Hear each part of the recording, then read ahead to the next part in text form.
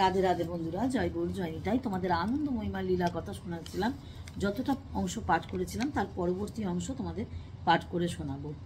এছাড়া নির্মলা মাতা যদি জগৎজননী না হবেন, তাহলে জ্যোতিষচন্দ্রের কর্মস্থলের ঝামেলা এত সহজেই বা মিটে গেল কি করে? যে যুগে আত্ম অহংকারের অন্ধ ইংরেজ সাহেবরা ছিলেন সর্পতুল্য, সেই সাহেবের মস্তকে কে বিশল্যকরণকে ছুঁইয়া দিয়েছিলেন? নির্মলা মাতা নয় কি? এখন থেকে আমরা তাকে শ্রী শ্রী আনন্দময়ীমা মাতা রূপেই জানব বা তার পরিচয় দেব। শাহবাগের আশ্রমে শ্রী শ্রী আনন্দময়ীমা মাতার দৈব মায়ার অনেকগুলি অলৌকিক ঘটনা ঘটতে দেখা যায়। এখানে আমরা সেসবের কিছুই নিয়ে কিছু নিয়ে আলোচনা করব। ভাইজির জীবনে একদিন এমন একটি ঘটনা ঘটল যে তাতে তিনি বিস্মিত না হয়ে পারলেন না। একদা বিকালে তিনি অফিস থেকে ফিরে বাড়িতে এসে শোনেন তিনি এক ব্যক্তি একটি বড় মাছ তার জন্য রেখে গিয়েছেন। এত বড় মাছ কি হবে? তাই তিনি মাছটিকে শাহবাগের আশ্রমে পাঠিয়ে দিলেন। পরের দিন ভাইজি শাহবাগের আশ্রমে গেলে ভোলানাথ বললেন, কাল রাত্রে তোমার মা হাসতে হাসতে বলেছিলেন, দেখো জ্যোতিষ তো আমার ভগবান।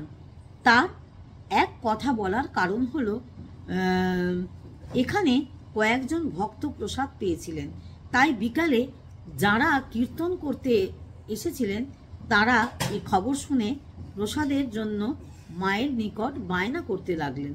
এদিকে ঘরের রান্না করার জন্য বিশেষ কিছু ছিল না, কিন্তু মা মশলাপাতি তৈরি করে রাখলেন।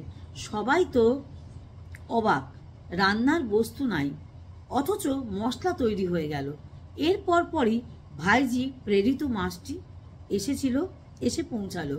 ফলে ভক্তগণের জন্য উত্তম আহারেরও বন্দোবস্ত হলো। এতে সবাই খুশি হলেন। আনন্দময়ী মাতাজি প্রায় এমন সব কাণ্ড কারখানা ঘটাতেন যার কোনো ব্যাখ্যা খুঁজে পাওয়া যেত না। ইচ্ছাময়ী মায়ের লীলা কে বুঝতে পারেন?